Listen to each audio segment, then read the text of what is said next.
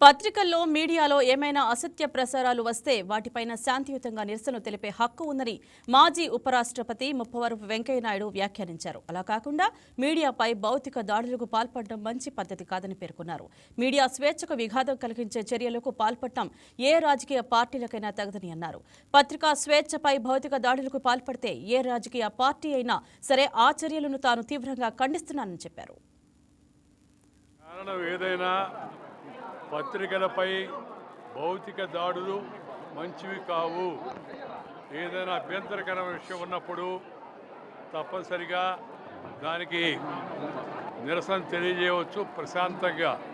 అలాగే చట్టపరమైన చర్యలు తీసుకోవచ్చు. కానీ భౌతిక దాడులకు పాల్పడడం ఎవరికి మంచిది కాదు. నేను రాజకీయాల్లో లేను, పార్టీల గురించి నేను మాట్లాడడం లేదు. కానీ సమాజంలో ప్రతి ఒక్కరు కూడా పత్రికల పట్ల గౌరవం ప్రకటించాలి. పత్రికల్లో ఏదన్నా అసత్యమైన వార్త వస్తే లేదా ఏదన్నా మనల్ని అవమానపరిచే వ్యాఖ్యలు వచ్చినప్పుడు వాటిని తప్పనిసరిగా ఖండించే అధికారం మనకి ప్రజాస్వామ్యంలో ఉంది. ఖండించడం శాంతియుతంగా, నిరసన శాంతియుతంగా ఉండాలి. కానీ భౌతిక దాడులకు పాల్పడే ప్రయత్నం ఎవరు కూడా